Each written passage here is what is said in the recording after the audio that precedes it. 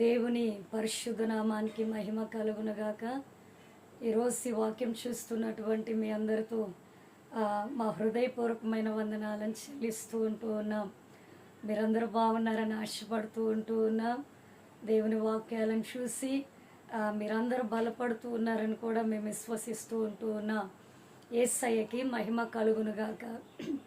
ఈరోజు పరిశుద్ధాత్మ దేవుడు మనతో మాట్లాడడానికి ఆయన ఇష్టపడుతూ ఉన్నాడు. అందుని బట్టి నేను యేసయ్యని ఎంతగానో స్తుతిస్తూ ఉన్నాను, మహిమ పరుస్తూ ఉన్నాను. ఈరోజు ఆయన నీతోనూ నాతోనూ మాట్లాడడానికి సంసిద్ధంగా ఉన్నాడు. యేసయ్యే మనతో మాట్లాడడానికి ఆయన సిద్ధంగా ఉన్నప్పుడు మనము కూడా యేసయ్య వాక్యాన్ని వినడానికి సిద్ధంగా ఉండాలి అని దేవుని యొక్క నామం పేరిట మీకు మేము ప్రేమపూర్వకంగా ఆహ్వానిస్తూ ఉన్నాం. యేసు ప్రభుల వారికి మహిమ కలుగునుగాక. ఈరోజు ఆయన మనతో మాట్లాడాలనుకున్నటువంటి అంశం మరలా అనే అంశం మీద యేసు ప్రభుల వారు మనతో మాట్లాడడానికి ఆయన ఇష్టపడుతూ ఉన్నారు. యేసయ్యకి మహిమ కలుగునుగాక. పరిశుద్ధ ఆత్మదేవుడు మాట్లాడుతూ ఉన్నాడు. ఇర్మియా 33వ అధ్యాయంలో 6వ వచనంలో దేవుని యొక్క వాక్యము ఏమని సెలవిస్తూ ఉన్నది అంటే, నేను దానికి ఆరోగ్యమును మరలా దయచేసేదను అంటూ ఉన్నాడు, మరలా రప్పించేదను అంటూ ఉన్నాడు. యేసు ప్రభులు వారికి మహిమ కలుగునుగాక. మరలా ఆరోగ్యాన్ని ఇక రప్పించడమే కాకుండా నేను దానికి సత్య సమాధానమును సమృద్ధిని దయచేసేదను అంటూ ఉన్నాడు. ఈ వాక్యం చూస్తున్న సహోదరుడా సహోదరి, నీతో యేసు ప్రభులు వారు మాట్లాడుతూ ఉన్నాడు. ఏమిటో తెలుసా, ఒకవేళ నీ జీవితంలో ఆరోగ్యం లేకుండా అనారోగ్యంగా ఉండి ఒక వ్యాధుల్లో ఉండి జబ్బుల్లో ఉండి ఈ యొక్క చిన్న వాక్యాన్ని నువ్వు చూస్తూ ఉన్నట్లయితే యేసయ్య మాట్లాడుతూ ఉన్నాడు. నీతోనే ఈ వాక్యం ద్వారా ఆయన దర్శిస్తూ ఉన్నాడు. యేసు ప్రభులు వారికి మహిమ కలుగునుగాక. డాక్టర్లు చేతులు వదిలేసినారేమో, ఇంకా మా వల్ల కాదంటూ ఉన్నారేమో, మేము చేయాల్సిన వరకు చేసినాం, మేము ఇవ్వాల్సినటువంటి ట్రీట్మెంట్ ఇచ్చినాం, కానీ ఇక మేమేమీ చెయ్యలేమని చెప్పేసి ఈ లోకపరమైనటువంటి వైద్యులు చేతులు ఎత్తినారేమో. కానీ నీకు ఒక మంచి శుభవార్త, నువ్వు ఆరాధిస్తున్నటువంటి యేసయ్య, నువ్వు సేవిస్తున్నటువంటి యేసయ్య, నువ్వు పూజిస్తున్నటువంటి యేసయ్య ఎవరో తెలుసా? పరమ వైద్యుడై ఉన్నాడండి. యేసు ప్రభులు వారికి మహిమ కలుగునుగాక. ఆయన పేరు యెహోవా రాఫా అయి ఉన్నది, స్వస్థపరుచు దేవుడు అని అర్థం. యేసయ్యకి మహిమ కలుగునుగాక. నువ్వు మరణించడం దేవుని యొక్క చిత్తం కాదండి. అకాలంగా మరణానికి గురి అవ్వడం యేసయ్య యొక్క చిత్తము కానే కాదు. నిండు ఆయుష్కాలము దీర్ఘాయుతోటి ఆయురారోగ్యాలతోటి నువ్వు జీవించడము యేసయ్య యొక్క చిత్తమై ఉన్నది. యేసు ప్రభుల వారికి మహిమ కలుగునుగాక.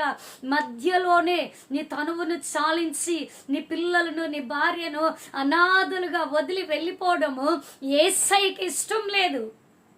యేసు ప్రభుల వారికి మహిమ కలుగునుగాక. ఈరోజు ఈ వాక్యం చూస్తున్న నీతో నా దేవుడు మాట్లాడుతూ ఉన్నాడు. జ్ఞానం లేక జనులు నశిస్తూ ఉన్నారంటండి. దేవుణ్ణి ఎలా వెదకాలి, యేసయ్యని ఎలా వెదకాలి, యేసయ్యని ఎలా పట్టుకోవాలి, ఆయన సన్నిధిలోనికి ఎలా రావాలి, ఆయన మనము ఏ విధంగా వేడుకుంటే ఆయన యొక్క ఆ కృపను మనం పొందుకోగలమనేది తెలియటం లేదు. యేసు ప్రభుల వారికి మహిమ కలుగునుగాక.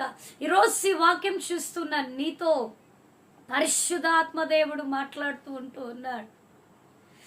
నీకు పలానా వ్యాధి వచ్చిందని చెప్పేసి నీ వాళ్ళు నిన్ను వదిలేశారేమో, ఈవెన్ నీ భార్య కూడా నీకు దూరంగా ఉన్నదేమో, నీ భర్త కూడా నీకు దూరంగా ఉన్నాడేమో. కానీ యేసు ప్రభుల వారు అలాంటి దేవుడి కాదండి. ఇర్మియా గ్రంథం 31వ అధ్యాయం 3వ వచనంలో దేవుని యొక్క వాక్యం ఏమని సెలవిస్తూ ఉన్నది అంటే, శాశ్వతమైన ప్రేమతో నేను నిన్ను ప్రేమించుచు ఉన్నాను గనుక విడువక నీ ఎడల నేను కృప చూపుచు ఉన్నాను అంటూ ఉన్నాడు ఆయన. యేసయ్యకి మహిమ కలుగునుగాక. నువ్వు ఆరాధిస్తున్న దేవుడు అగాపే ప్రేమతో ప్రేమిస్తూ ఉన్నాడు. ఆయన మధ్యలో వదిలేసే దేవుడు కాదు, అర్ధాంతరంగా విడిచిపెట్టే దేవుడు కాదు. ఆయన నేను ఖచ్చితముగా అద్దరికి చేర్పించగలిగినటువంటి మంచి దేవుడై ఉంటూ ఉన్నాడు యేసయ్య. యేసు ప్రభుల వారికి మహిమ కలుగునుగాక. ఈరోజు ఈ వాక్యం చూస్తున్న నీతో పరిశుద్ధాత్మ దేవుడు దర్శిస్తూ ఉంటూ ఉన్నాడు. నువ్వు ఎటువంటి వ్యాధిలో ఉన్నా నువ్వు దేవుని యొక్క స్వస్థపరచగలిగినటువంటి ఆ వాగ్దానాలను చేత పట్టుకొని ఆ వాగ్దానాలను నీ శరీరంలోనికి నువ్వు అన్వయించుకున్నట్లయితే ఖచ్చితంగా దైవిక స్వస్థతను నువ్వు పొందగలవు. యేసయ్యకి మహిమ కలుగునుగాక. ఈ కాలాల్లో స్వస్థతలు లేవంటూ ఉన్నారండి. స్వస్థతలు పాత నిబంధనలోనే ఆగిపోయినట్టు ఉంటూ ఉన్నాయి. వాళ్ళు పాత నిబంధన మాత్రమే చదువుతూ ఉంటూ ఉన్నారేమో, బహుశా క్రొత్త నిబంధన చదువుతున్నట్లే స్వస్థతలు ఆగిపోయినాయంటే యేసయ్య లేడు. యేసు ప్రభుల వారికి మహిమ కలుగునుగాక. ఆయన నిన్న నేడు రేపు ఏకరీతిగా ఉన్న దేవుడు అండి. మారని దేవుడు, మార్పు చెందని దేవుడుగా ఉంటూ ఉన్నాడు. ఆయన స్వస్థతలు ఉన్నాయి. ఎలాగో తెలుసా? యేసయ్యకి మహిమ కలుగునుగాక. మార్కు సువార్త 9:23 నమ్ముట నీ వలన అయితే నమ్మువానికి సమస్తము సాధ్యం అంటూ ఉన్నాడు ఆయన. నువ్వు నమ్మే దాన్ని బట్టి ఉంటుంది నీ జీవితంలో కార్యం జరగడం. నీ విశ్వాస పరిమాణం మీద ఉంటుందండి నీ జీవితంలో ఆ స్వస్థత పొందుకోవడం అనేది. యేసయ్యకి మహిమ కలుగునుగాక. నీ విశ్వాసము నిన్ను స్వస్థపరచును, నీ విశ్వాసము నిన్ను బాగు చేయును. నువ్వు ఏమని అడగాలంటే, ప్రభువా నా రోగాన్ని పోగొట్టుకోగల ఆ స్వస్థతను, ఆ యొక్క విశ్వాసాన్ని నాకు దయచేయి. నా వ్యాధిని పోగొట్టుకోగల ఆ విశ్వాసాన్ని నాకు దయచేయి. నా రోగాన్ని నేను దాని నుంచి బయటికి రాగలిగినటువంటి నమ్మికను పరిశుద్ధాత్ముడా నాకు దయచేయమని నువ్వు అడిగిన ఎడల యేసయ్య నిశ్చయముగా ఆ విశ్వాసమును నీకు దయచేయడానికి ఆయన ఇష్టపడుతూ ఉంటూ ఉన్నారు. యేసయ్యకి మహిమ కలుగునుగాక. ఎన్ని దైవజనుల ప్రార్థనలకి ఎన్ని నార్మల్ రిపోర్ట్స్ చూస్తూ ఉంటూ ఉన్నామండి. డాక్టర్ల చేతులు ఎత్తిన వదిలేసినటువంటి రిపోర్ట్స్ ప్రార్థన చేయడం ద్వారా ఆ యొక్క నార్మల్ రిపోర్ట్స్ ఎంతో మంది దైవజనుల ప్రార్థనల ద్వారా మనం చూస్తూ ఉంటూ ఉన్నాం. అయినా కానీ వాటిని ఒప్పుకోవడానికి మనకి మనసు ఉండదు. ఆ దైవజనుడి ద్వారా జరిగింది కనుక ఒప్పుకోవడానికి మనకి ఇష్టం ఉండదు. ఎందుకంటే మన ద్వారా జరగట్లేదు కదా, అందుకే మనకి ఇష్టం లేదు. కాబట్టి అవతల మన అక్కస్సును వెళ్ళగొస్తూ ఉంటాం. యేసయ్యకి మహిమ కలుగునుగాక. ఈరోజు ఈ వాక్యం చూస్తున్న నీతో పరిశుద్ధాత్మ దేవుడు మాట్లాడుతూ ఉంటూ ఉన్నాడు. నేను దానికి మరల ఆరోగ్యమును రప్పించదని అంటున్నాడు. ఆయన చెయ్యగలడు కాబట్టే, ఆయన బాగు చేయగలిగిన దేవుడు కాబట్టే ఆయన వాగ్దానం ద్వారా మాట్లాడుతూ ఉన్నాడు. ఆయన చేయలేని దేవుడైతే నేను దానికి ఆరోగ్యాన్ని రప్పిస్తానని అక్కడ వాక్యము ఉండదు. యేసయ్యకి మహిమ కలుగునుగాక.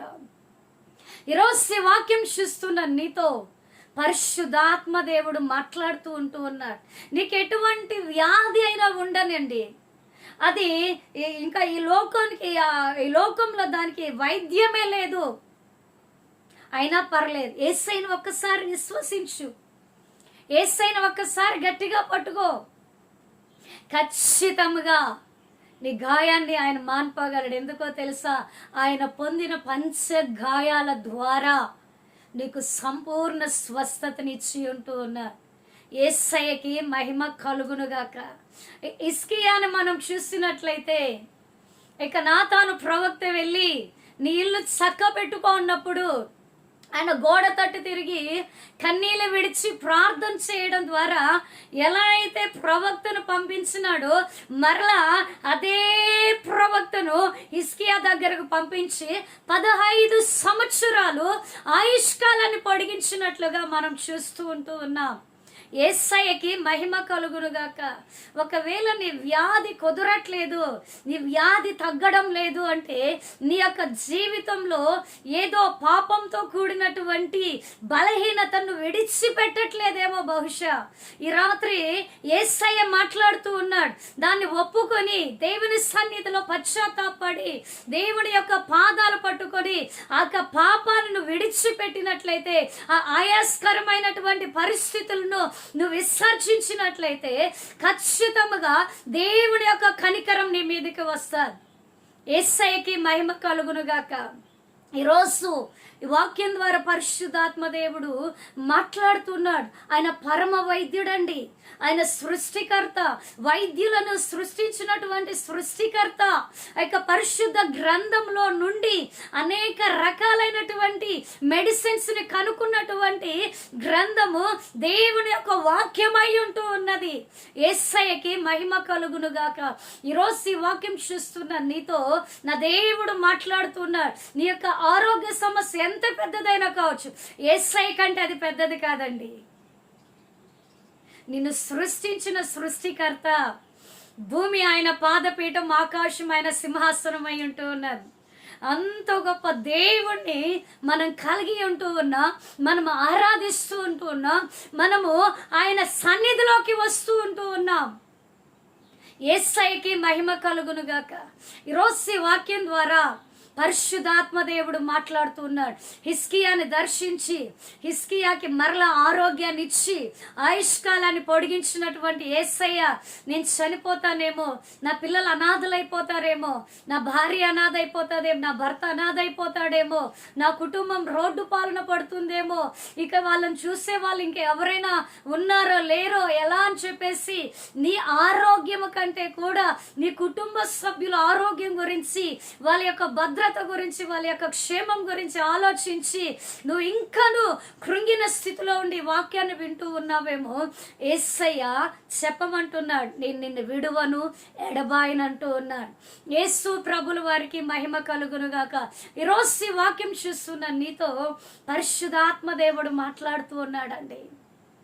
ఆయన నిన్ను బాగు చేయడానికి ఇష్టపడుతూ ఉంటూ ఉన్నాడు. నీకు ఆరోగ్యంతో పాటు సమాధానాన్ని కలుగ చేస్తానంటున్నాడు. యెహోవా షాలోమ్, సమాధానాన్ని కలుగ చేసే దేవుడు. నీ కుటుంబంలో అసమాధానంతో, నీ కుటుంబంలో అల్లకల్లోల పరిస్థితుల గుండా నువ్వు ప్రయాణం చేస్తూ ఉన్నావేమో, నెమ్మది లేక, సమాధానం లేక, శాంతి దొరకకుండా నువ్వు ఆ యొక్క పరిస్థితుల గుండా నువ్వు ప్రయాణం చేస్తూ ఉన్నావేమో. నా యేసయ్య సెలవిస్తూ ఉన్నాడు, నా యేసయ్య చెప్పమంటూ ఉన్నా, నేను సమాధానమును కలుగ చేసే దేవుడు అంటూ ఉన్నాడు. యేసయ్య ఎవరో తెలుసా? సమాధానానికి కర్త అయ్యుంటూ ఉన్నాడు ఆయన, సమాధానమునకు దేవుడై ఉంటూ ఉన్నాడు ఆయన. ఒక్కసారి నీ వ్యక్తిగత జీవితంలోనికి, నీ కుటుంబంలోనికి ఆ సమాధానకర్తను ఆహ్వానించినట్లయితే, నీ కుటుంబంలో ఉన్న గలిబిలి గందరగోళం మొత్తాన్ని, నీ కుటుంబంలో ఉన్న అశాంతి అసమాధానం మొత్తాన్ని యేసు ప్రభులు వారు పారద్రోలి ఆయన సమాధాన ఆత్మతో నింపబోతూ ఉంటున్నాడు. సమాధాన దేవదూతలు నీ కుటుంబంలో విడుదల చేయబోతుంటున్నాడు. సమాధాన పరిచే దేవదూతల పరిచర్య నీకు జరగబోతా ఉంటూ ఉన్నారు. యేసు ప్రభులు వారికి మహిమ కలుగునుగాక.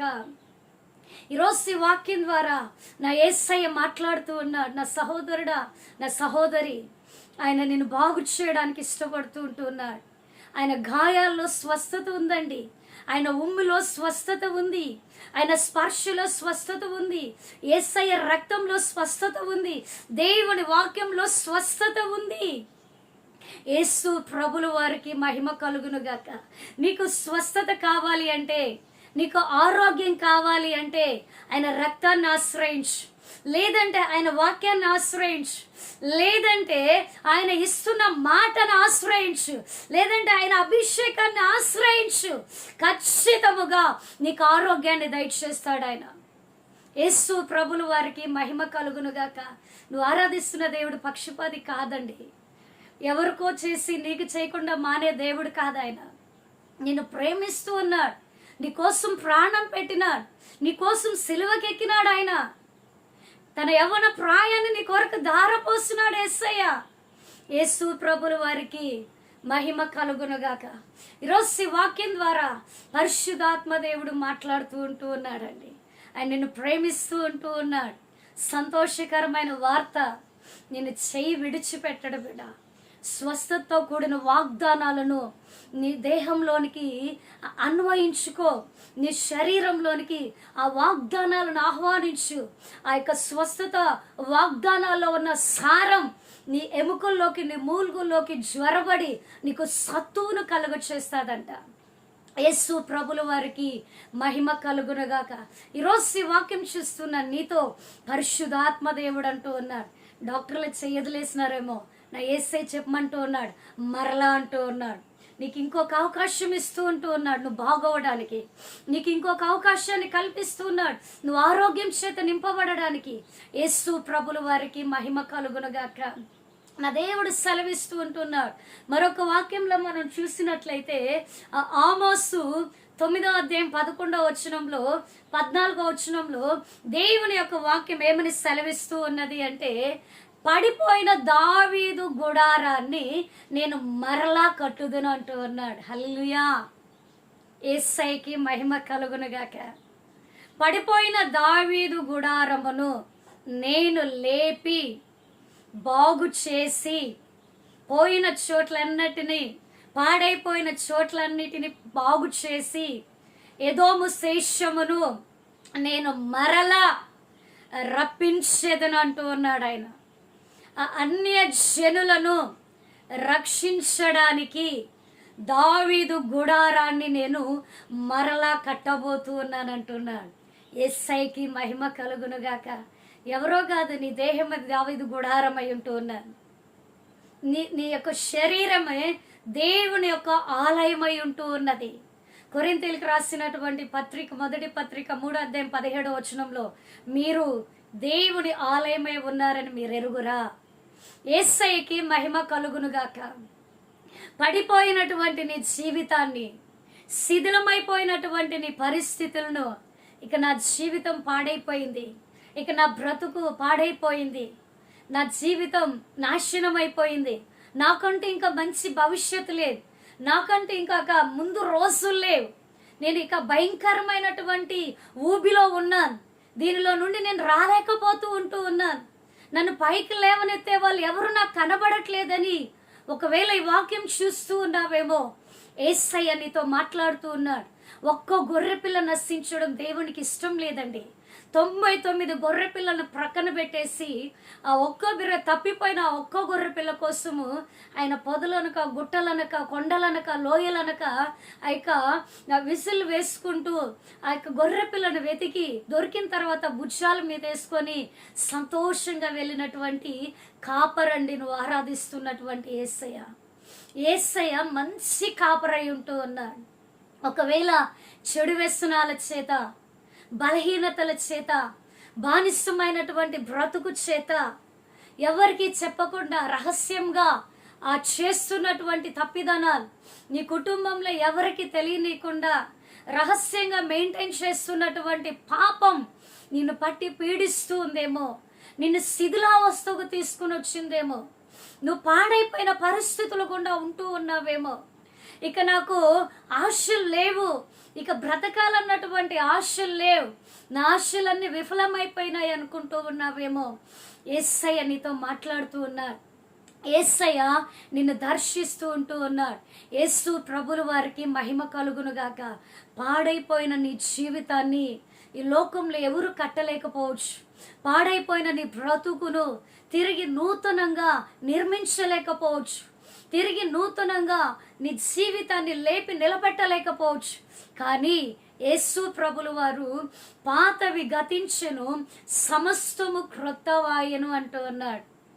యేసయ్యకి మహిమ కలుగునుగాక. నువ్వు ఒక్కసారి యేసయ్యకి చెయ్యి అందించి చూడు. ఇదిగో దేవా, నా జీవితం నీ చేతుల్లో పెడుతూ ఉంటూ ఉన్నాను, నా బ్రతుకు నీ చేతుల్లో పెడుతూ ఉంటూ ఉన్నాను, నా స్థితిగతులను నీ చేతుల్లో పెడుతూ ఉంటూ ఉన్నాను. అయ్యా, పాడైపోయిన నా జీవితాన్ని తిరిగి కట్టండి అయ్యా, శిథిలావస్థకు చేరుకున్న నా బ్రతుకును తిరిగి నిలబెట్టండి ప్రభు అని చెప్పి నువ్వు ప్రార్థన చేసిన ఎడల, నువ్వు అడిగిన ఎడల ఖచ్చితముగా పాడైపోయినటువంటి నీ జీవితాన్ని యేసయ్య తిరిగి నిన్ను నిలబెట్టబోతూ ఉన్నాడు. పాడైపోయిందని పదే పదే ఆ పదం మాట్లాడుతున్నావు, ఎలాగమ్మా అంటావేమో.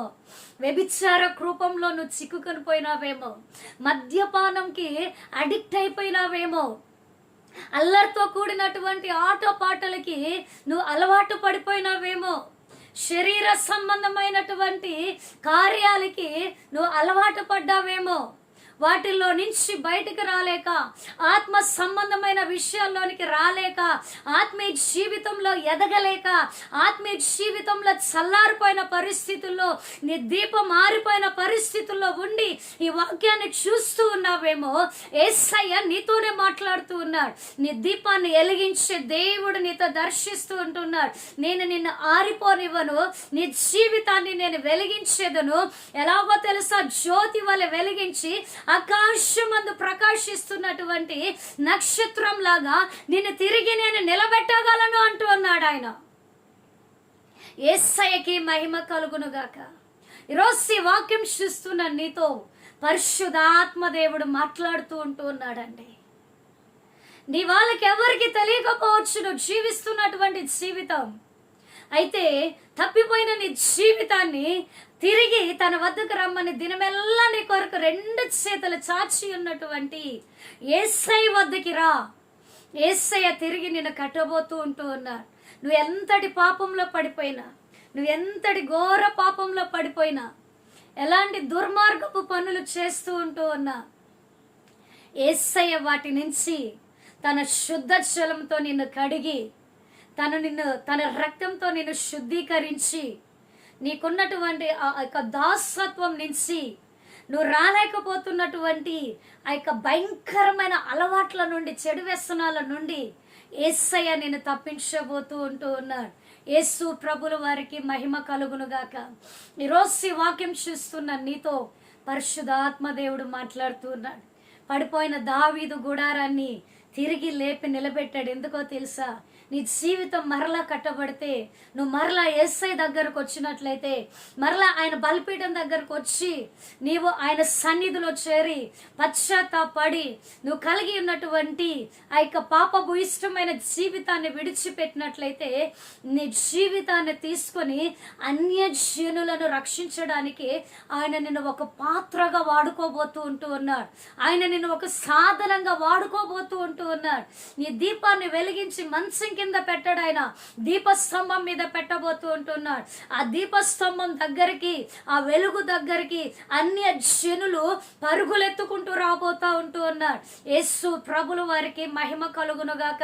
అన్య జనులకు నా దేవుడు నిన్ను వెలుగుగా ఉంచడానికి ఇష్టపడుతూ ఉన్నాడు, దీపంగా ఉంచడానికి ఇష్టపడుతుంటున్నాడు. వాళ్ళని సరైనటువంటి మార్గాల్లో నడిపించడానికి, నిన్ను ఒక పాత్రగా వాడుకోవడానికి యేసు ప్రభుల వారు ఇష్టపడుతూ ఉంటూ ఉన్నాడు. యేసయ్యకి మహిమ కలుగును గాక. ఈరోజు ఈ వాక్యం చూస్తున్న నీతో పరిశుద్ధాత్మ దేవుడు మాట్లాడుతూ ఉంటూ ఉన్నాడు. ఆయన దర్శిస్తూ ఉంటూ ఉన్నాడండి. ఏ అలవాట్లలో పడిపోయినావేమో, ఏ యొక్క వ్యసనాల్లో పడిపోయినావేమో, దుర్మార్గపు పనుల్లో ఉంటూ ఉన్నావేమో, తల్లిదండ్రులు గాయపరిచేటటువంటి పనులు గుండా వెళుతూ ఉంటూ ఉన్నావేమో, క్రూరమైన పనులు గుండా, కఠినమైన పనులు గుండా, సొసైటీ చీ అనేటట్లు అసహించుకునేటటువంటి పనుల గుండా నువ్వు వెళుతూ ఉంటూ ఉన్నావేమో. అయినా పర్లేదు, యేసయ్య వద్దకు రా.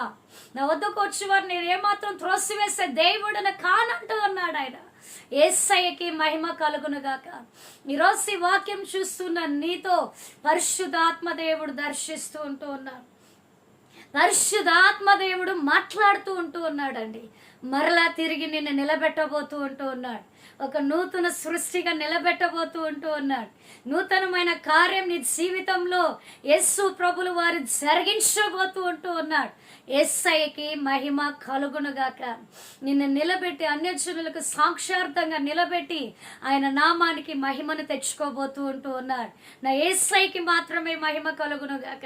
మరలా మనం చూసినట్లయితే ఫిలిప్పీలకు రాసినటువంటి పత్రిక 4వ అధ్యాయం 4వ వచనంలో దేవుని యొక్క వాక్యం ఏమని సెలవిస్తూ ఉంటూ ఉన్నదో తెలుసా? దేవుని ప్రజలారా, ప్రభువునందు ఆనందించుడి, మరలా చెప్పుదును మరలా ఆనందించుడి. ప్రభునందు మరలా ఆనందించుడి అంటూ ఉన్నాడు ఆయన.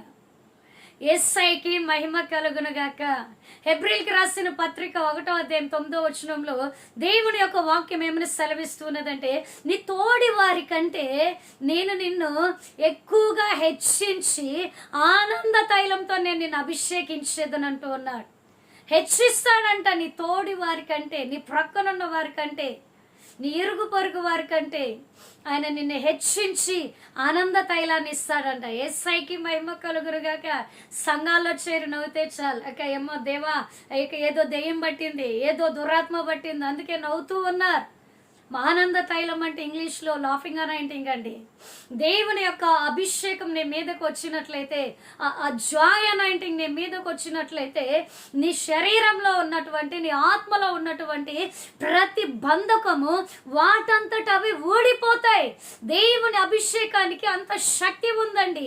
ఆనంద తైలం, నువ్వు సంతోషించగలిగే తైలం నీ మీదకి దిగుతూ ఉన్నప్పుడు ఆ కట్ల బంధకాలు నీకు తెలియకుండానే అవి పటాపంచులైపోతాయి ఉంటూ ఉన్నాయి. యేసయ్యకి మహిమ కలుగును గాక. ఈరోజు ఈ వాక్యం చూస్తున్న నీతో పరిశుద్ధాత్మ దేవుడు మాట్లాడుతూ ఉంటూ ఉన్నాడు. నువ్వు దేవుని యందు ఆనందిస్తూ ఉంటూ ఉన్నావా?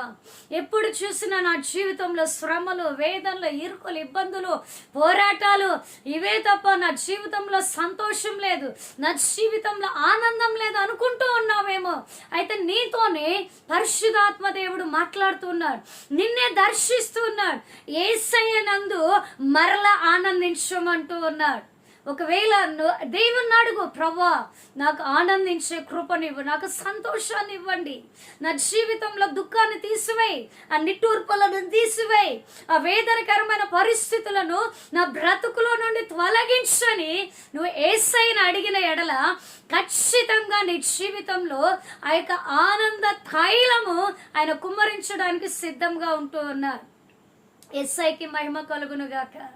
దేవుని సన్నిధిలో సంపూర్ణ సంతోషం అండి. ఎన్ని పాటలు పాడుకుంటూ ఉంటామో కదా, యేసయ్యకి మహిమ కలుగును గాక. నీ సన్నిధిలో సంపూర్ణ సంతోషం లోకంలో దొరకదు, బయట దొరికేది క్రీస్తులోనే సంతోషం. ఆ సంతోషము దేవుని సన్నిధిలోకి వస్తే ఆనందంగా మారగలదు. యేసు ప్రభుల వారికి మహిమ కలుగును గాక. ఈరోజు ఈ వాక్యం చూస్తున్న నీతో పరిశుద్ధాత్మ దేవుడు మాట్లాడుతూ ఉంటున్నాడు, ఆయన దర్శిస్తూ ఉంటూ ఉన్నాడు. నా దేవుడు అంటూ ప్రభువునందు ఆనందించు, ఆయనలో సంతోషించు, ఆయనలో ఉల్లసించు, ఆయన గంతులు వేయి. గొప్ప కార్యాలు జరగబోతా ఉంటూ ఉన్నాయి. ఇదివరకన్నడు చూడనటువంటి శూర కార్యాలు నీ జీవితంలో నా దేవుడు జరిగించబోతూ ఉంటూ ఉన్నాడు. యేసు ప్రభుల వారికి మహిమ కలుగును గాక. రోజు ఈ వాక్యం చూస్తున్న నీతో యేసయ్య సెలవిస్తున్నాడు, ఆనందించు, ఆనందంగా ఉండు, సంతోషంగా ఉండు.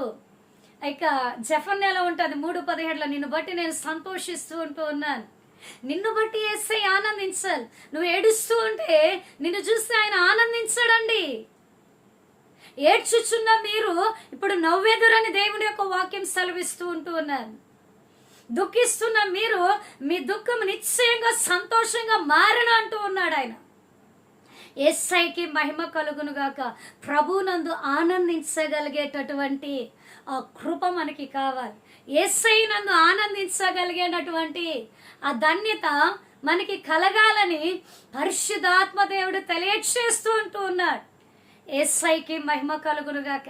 కనుక నువ్వు దేవుని యందు ఆనందించు, నువ్వు ప్రభువునందు ఆనందించు, నూతన బలం పొందుకుంటావు. ఆనందించడం ద్వారా నీ జీవితంలో ఏం జరుగుతుందో తెలుసా? క్రొత్త బలాన్ని పొందుకుంటావు. పక్షిరాశు లాంటి నూతన బలంతో నువ్వు నింపబడతావు. నీ శరీరం అలసిపోయి, కృషించిపోయి, కృంగిపోయి, నీరసిల్లి వికారంగా ఉన్నదేమో, ప్రభువునందు ఆనందించు, యెహోవా యందు ఆనందించు, మీరు బలముందుదురు అంటూ ఉన్నాడు ఆయన. దేవుని యందు ఆనందించు, ఆయన బలాభివృద్ధిని దయచేయబోతూ ఉంటూ ఉన్నాడు.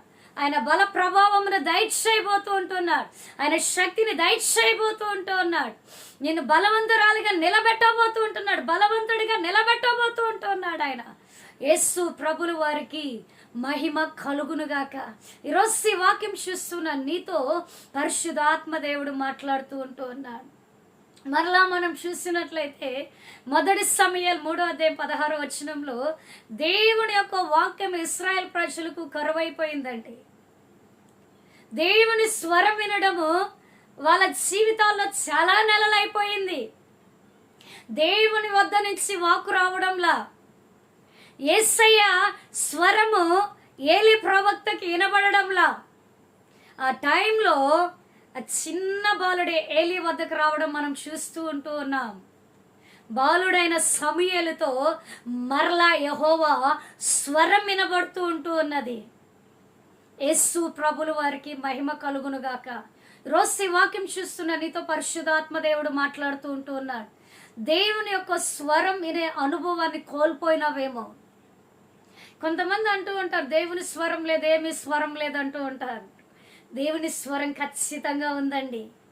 పరిశుద్ధ గ్రంథంలో ఉంది. ఆయన స్వరం లేడి వలె ఉంటూ ఉన్నదంట. గంతులు వేయగలిగినట్లుగా ఉంటూ ఉన్నదంట. యేసయ్యకి మహిమ మెల్లనైనదండి ఆయన స్వరం. ఒకసారి ప్రార్థన చేసుకొని చూడు, ప్రభువా నీ స్వరము నాకు వినిపించు అని చెప్పినప్పుడు, నువ్వు ప్రార్థన గదిలో ఉన్నప్పుడు, ఏకాంత ప్రార్థనలో ఉన్నప్పుడు ఆయన మెల్లని స్వరము ద్వారా నిన్ను దర్శించబోతూ ఉన్నారు. ఈరోజు ఈ వాక్యం చూస్తున్న నీతో పరిశుద్ధాత్మ దేవుడు మాట్లాడుతూ ఉన్నాడు. ఏంటో తెలుసా? పెద్ద పెద్ద రాజులకి, పెద్ద పెద్ద ప్రవక్తలకి దేవుని వాక్యం రావట్లేదండి. అనుభవం ఉన్న వాళ్ళకి దేవుని స్వరం వినపడట్లే. పసిబాలుడైనటువంటి సమూయేలుకి దేవుని స్వరం వినబడుతూ ఉన్నది. యేసయ్యకి మహిమ కలుగునుగాక. ఈరోజు ఈ వాక్యం చూస్తున్న నీతో పరిశుద్ధాత్మ దేవుడు మాట్లాడుతూ ఉన్నారు. నీకు దేవుని స్వరం నీ వద్దకు రావాలి అంటే నీ వయస్సుతో సంబంధం లేదండి. నువ్వు పసిబిడ్డవైనా, నువ్వు వృద్ధులవైనా, యవ్వన బిడ్డవైనా, నువ్వు ఏ వయసు అయినా, నువ్వు దేవుని సన్నిధిలో, నువ్వు ఆయన సన్నిధిలో నువ్వు కనబడి, ఆయన సన్నిధిలో నువ్వు గడుపుతున్న సమయంలో దేవుని వాక్యం సమూయేలుని దర్శించినట్లుగా, ఆయన స్వరము సమూయేలుని దర్శించినట్లుగా నిన్ను కూడా దర్శించబోతూ ఉన్నారు. యేసు ప్రభుల వారికి మహిమ కలుగునుగాక. పెద్ద పెద్ద సేవకులకేమో దేవుని స్వరం వినబడేది, మనలాంటి చిన్న వాళ్ళకి వినబడదేమో. మనలాంటి విశ్వాసులకి ఆయన స్వరం వినబడదేమో. పెద్ద సేవకులే దేవుని స్వరాన్ని విని ఆయన మాటను మనకు తెలియచేయాలేమో అని చెప్పేసి మీరు వాళ్ళ కోసం ఎదురు చూడాల్సినటువంటి అవసరం లేదు. యేసయ్య గడప దగ్గరికి రా, ఆయన పాదాల దగ్గరికి రా, ఆయన సన్నిధిలో నిలబడు, ఆయన సముఖంలో ప్రార్థన చేయి. దేవుని యొక్క మెల్లని స్వరం ద్వారా నీతో మాట్లాడబోతూ ఉన్నాడు ఆయన. యేసయ్యకి మహిమ కలుగునుగాక. ఆయన స్వరము ఇశ్రాయేల్ ప్రజలకు కరువైపోయింది. ఇశ్రాయేల్ ప్రజలు ఎలాంటి తెలివైన వాళ్ళండి. యేసయ్యకి మహిమ కలుగునుగాక. దేవునికి పై రూపాలు, జ్ఞానాలు ఇవి కాదండి కావాల్సింది. ఆయనకి లోబడాలి, ఆయనకి విధేయత చూపించాలి, ఆయన సన్నిధిలో కనబడాలంతే. యేసయ్యకి మహిమ కలుగునుగాక. ఒక ఎంతో అనుభవం ఉన్నటువంటి ఏలీకి దేవుని స్వరం వినబడలేదండి. ఒక చిన్న పిల్లవానికి దేవుని స్వరం విని ఇశ్రాయేల్ ప్రజలకి ఏం చెయ్యబోతూ ఉన్నాడో ఆ బాలుడు ద్వారా మాట్లాడడం మనం చూస్తూ ఉన్నాం. ఈరోజు దేవునికి తేడా లేదండి. యేసయ్యకి మహిమ కలుగునుగాక. రోజు ఈ వాక్యం చూస్తున్న నీతో పరిశుద్ధాత్మ దేవుడు మాట్లాడుతూ ఉన్నాడు. నువ్వు ఆశపడు, దేవుని స్వరం నిన్ను దర్శించబోతూ ఉంటున్నారు. యేసయ్యకి మహిమ కలుగునుగాక. మరలా మనం చూసుకున్నట్లయితే దేవుని యొక్క వాక్యం యోహాను సువార్త 3:14 దేవుని యొక్క వాక్యం ఏమని సెలవిస్తూ ఉన్నది అంటే, మరలా ఈ నీళ్లు తాగిన వాళ్ళకి దప్పిక కొనుక్కుంటారు, కానీ నేనిచ్చే నీళ్ళు తాగితే అది ఎన్నటికీ దప్పిక కొనరు అంటూ ఉన్నాడు ఆయన. యేసయ్యకి మహిమ కలుగునుగాక. ఈ లోక సంబంధమైనటువంటి నీళ్లు మన శరీరానుసారమైన దప్పికను తీర్చగలవేమో. సమరయ స్త్రీతో మాట్లాడుతూ ఉన్నాడు యేసయ్య. అక్కడ యేసయ్యకి సమరయ స్త్రీకి సంభాషణ జరుగుతూ ఉన్నది. యేసు ప్రభుల వారికి మహిమ కలుగును గాక. యేసయ్య అంటూ అన్నాడు, ఈ నీళ్లు తాగే వాళ్ళకి దప్పికొంటారు, అయితే నేనిచ్చే నీళ్ళు, మరలా నేను ఇచ్చే నీళ్ళు నిత్య జీవానికై ఊరిడి నీటి బుగ్గ లాంటిది అంటూ ఉన్నాడు ఆయన. నీ యొక్క కడుపులో జీవజల నదులు ఉంటూ ఉన్నాయి. ఆ జీవజల నదులను మనం పైకి చేదుకోవాలి. నువ్వు ఎంతైతే పైకి చేదుకోగలవో అంతగా నీ యొక్క ఆత్మీయ దాహాన్ని నువ్వు తీర్చుకోగలవు. నీ దప్పికను నువ్వు తీర్చుకోగలవు. ఆ దప్పిక తీరడమే కాదు, కానీ నిత్య జీవానికి వారసుడిగా, వారసురాలుగా నువ్వు మారగలవు. యేసు ప్రభుల వారికి మహిమ కలుగునుగాక. ఈరోజు వాక్యం చూస్తున్న నీతో పరిశుద్ధాత్మ దేవుడు మాట్లాడుతూ ఉన్నాడు. ఆయన దర్శిస్తూ ఉన్నాడు. దేవుడు నీకు ఇస్తున్నటువంటి నీళ్లు ఆ యొక్క నిత్య జీవం కొరకై నీ ఊరెడి నీటి బుగ్గగా ఉంటూ ఉన్నాను. ఆ బుగ్గ దగ్గరికి రా, ఆ బుగ్గను కలుసుకో. నీ యొక్క జీవితంలో ఎండిన స్థితి అనేది ఇక కనబడదు. యేసయ్యకి మహిమ కలుగునుగాక. మరలా మనం చూసినట్లయితే జకర్యా 9:12 కోటగల పట్టణంలోనికి ప్రవేశించుడి, మరలా నేను మీ జీవితంలో రెండింతల మేలును చేయబోతూ ఉన్నాను అంటూ ఉన్నాడు ఆయన. యేసయ్యకి మహిమ కలుగునుగాక. మరలా కోటగల పట్టణంలోనికి ప్రవేశించు అంటూ ఉన్నాడు. ఇది కోటగల పట్టణము అంటే ఒక ఉన్నతమైనటువంటి జీవితానికి సాదృశ్యమై ఉంటూ ఉన్నారు. ఒక మంచి భవిష్యత్తుకు సాదృశ్యమై ఉంటూ ఉన్నారు. కోటలోకి ఎవరు ప్రవేశిస్తారండి? ఉన్నతమైనటువంటి వాళ్ళే, దానికి అర్హులుగా ఉన్నటువంటి వాళ్ళే ఆ కోటలోనికి ప్రవేశించగలరు, ఆ అంతఃపురంలోనికి ప్రవేశించగలరు. రాజు నీకు ఆహ్వానమిస్తూ ఉంటూ ఉన్నాడు. రారాజు నిన్ను పిలుస్తూ ఉంటూ ఉన్నాడు. కోటగల పట్టణంలో ప్రవేశించు అంటూ ఉన్నాడు ఆయన. అంటే అర్థం ఏంటంటే నీకు ఉన్నత స్థితిని నా దేవుడు మరలా దయచేయబోతూ ఉంటూ ఉన్నాడు. నీకు ఉన్నత భవిష్యత్తును నా యేసయ్య నీకు మరలా దయచేయబోతూ ఉంటూ ఉన్నాడు. ఆయన దయచేయడమే కాదు, కానీ రెండింతల మేలును నా దేవుడు దయచేయబోతూ ఉంటూ ఉన్నాడు. ఒక్క మేలు కాదండి, 2 రెట్లు మేలును నీ ఎడల పరిశుద్ధాత్మ దేవుడు జరిగించబోతూ ఉంటూ ఉన్నాడు. యేసు ప్రభుల వారికి మహిమ కలుగునుగాక. నువ్వు పడిపోయిన నీ జీవితాన్ని, పడిపోయినటువంటి నీ స్థితిగతులను యేసయ్య ఏమంటున్నాడు తెలుసా? నా కుమారుడా, నా కుమార్తె, కోటగల పట్టణంలోనికి రా. నేను నీకు ఆ పట్టణంలోనికి, ఆ కోటలోనికి నేను నిన్ను ఆహ్వానిస్తూ ఉంటున్నాను. రాజుల భోజనం వద్దకు ఆహ్వానిస్తూ ఉంటున్నాను. రాజు విందుకు ఆహ్వానిస్తూ ఉంటూ ఉన్నాను. రాజుల ఎదుట నిన్ను నిలబెట్టబోతూ ఉంటూ ఉన్నాడు. అధికారుల ప్రక్కన నిన్ను కూర్చొండబెట్టబోతూ ఉంటూ ఉన్నాడు. నీకు మంచి పేరు, ఖ్యాతిని పరిశుద్ధాత్మ దేవుడు తీసుకుని రాబోతూ ఉంటూ ఉన్నాడు. నువ్వు కోల్పోయిన ప్రతి ఆశీర్వాదాన్ని తిరిగి ఆయన నీకు మరలా దయచేయబోతూ ఉంటూ ఉన్నాడు. నువ్వు పోగొట్టుకున్న ప్రతి దీవెనను మరలా యేసయ్య నీకు దయచేయబోతూ ఉంటూ ఉన్నాడు. యేసు ప్రభుల వారికి మహిమ కలుగునుగాక. రోజు వాక్యం చూస్తున్న నీతో పరిశుద్ధాత్మ దేవుడు మాట్లాడుతూ ఉంటున్నాడు. మరలా మరలా మరలా పదే పదే ఆయన నీకు ఈ వాక్యం ద్వారా దర్శిస్తున్నాడంటే నీ జీవితాన్ని మరలా కట్టడానికి ఆయన ఇష్టపడుతూ ఉంటున్నాడు. నీ బ్రతుకుని తిరిగి లేవనెత్తడానికి ఇష్టపడుతూ ఉంటున్నాడు. లేపి నిలబెట్టి ఆ యొక్క సాక్ష్యముతో చూపించడానికి ఇష్టపడుతూ ఉంటున్నాడు. తద్వారా ఆయన నామానికి మహిమను తెచ్చుకోవడానికి ఆయన ఇష్టపడుతూ ఉంటున్నాడు. యేసు ప్రభుల వారికే సమస్త ఘనత, మహిమ, ప్రభావాలు కలుగునుగాక. మహాపరిశుద్ధుడైనటువంటి యేసయ్య, నీ ఘనమైన, పరిశుద్ధమైన, ప్రశస్తమైన, శక్తివంతమైన మంచి నామాన్ని బట్టి యేసయ్య రాత్రికాల సమయంలో నిన్ను ఆరాధిస్తూ ఉంటున్నాం, మహిమపరుస్తూ ఉంటున్నాం. ఇప్పటి వరకునైనా బిడ్డలతో మీరు మాట్లాడారయ్యా. మరలా తిరిగి నేను ఆరోగ్యాన్ని దయచేస్తానంటూ ఉన్నావు. మరలా నేను ఆరోగ్యాన్ని ఇస్తానంటూ ఉన్నావు నాయన. పడిపోయిన దావీదు గుడారాన్ని నేను మరలా కట్టుతానంటూ ఉన్నావు. గోడను బాగు చేస్తానంటున్నావు. పోయిన చోట్లను బాగు చేస్తానంటూ ఉన్నావు. యేసయ్యా, నీకు వందనాలు చెల్లిస్తూ ఉంటున్నావు. మరలా ప్రభువునందు ఆనందించుడి అంటూ ఉన్నావు నాయన. అందుని బట్టి నిన్ను స్తుతిస్తూ ఉంటూ ఉన్నావు. యేసురాజా నాయనా, పెద్ద పెద్ద వారికి నీ వాక్కు నీ స్వరము వినబడలేదు కానీ తండ్రి పసిబాలుడైనటువంటి సమూయేలుకి నీ స్వరం మరలా వినబడినట్లు మేము చూస్తూ ఉన్నాం అయ్యా. అందును బట్టి కూడా నిన్ను స్తుతిస్తూ ఉన్నాం నాయన. సమరయ స్త్రీకి నాయన ఇక ఈ నీళ్లు నేను మరలా దయచేయబోతూ ఉంటున్నా. నేను ఇచ్చు నీళ్ళు నిత్య జీవముకై ఊరిడి నీటి బుగ్గ అంటూ ఉన్నావు రాజా. నేను స్తుతిస్తూ ఉంటున్నా, మహిమపరుస్తూ ఉన్నావు. మరలా కోటగల పట్టణంలోకి ప్రవేశించుడి, రెండింతల మేలు నేను దయచేయబోతున్నా.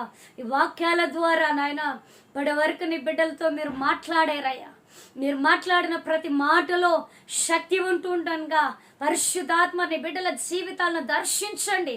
వాళ్ళ అక్కర్ల అవసరతలు ఎరిగిన మంచి దేవుడు కనుక నీ మహదైశ్వర్యంలో గొప్ప కార్యాలను ఆయన నీ బిడ్డల పట్ల జరిగించి ఉన్నత ఆశీర్వాదానికే లేవనెత్తమని సమస్త ఘనత మహిమ ప్రభావాలు నీకు మాత్రమే చెల్లిస్తూ యేసయ్య మంచి నామంలో ప్రార్థించి అడిగి పొంది ఉన్నాం తండ్రి, ఆమేన్. యేసయ్యకి మహిమ కలుగునుగాక. అందరికీ ప్రైజ్ లార్డ్.